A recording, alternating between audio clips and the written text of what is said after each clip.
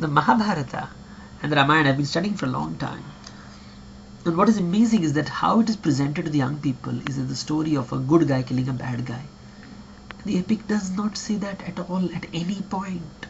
It is modern sensibility imposing extremely pedestrian philosophy onto the epics and projecting it. Sorry, it sounds very sophisticated, but there is a group of people, young people, who are not well read.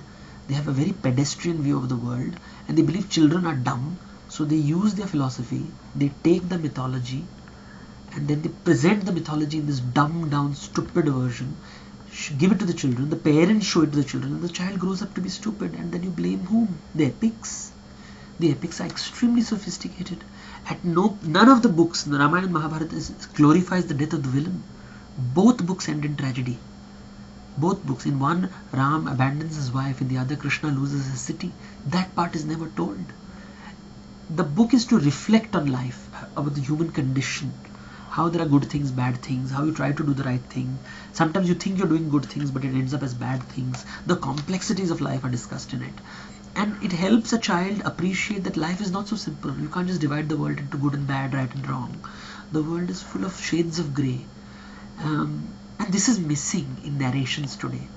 It is completely missing. So I know that left-wing writers, some very named people who have got Padma Bhushan, Padma Vibhushan, they bring the left-wing philosophy into the Ramayana and Mahabharata.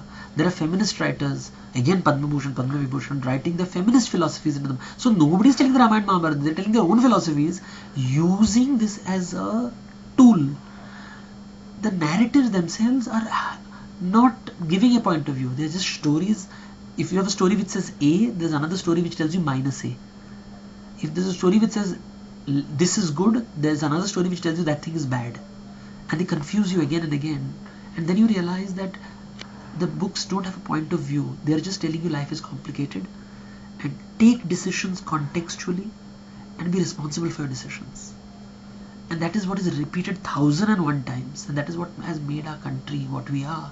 I think we're losing this essence of contextual thinking and sense of responsibility.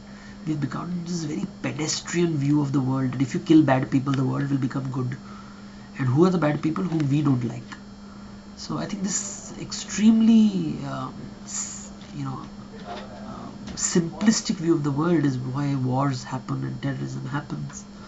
And you see extremely intelligent, educated young people screaming for the blood of somebody and thinking that the world will be better if you do that. And then you have Janmejay's young story written 3,000 years ago which says, don't be a fool.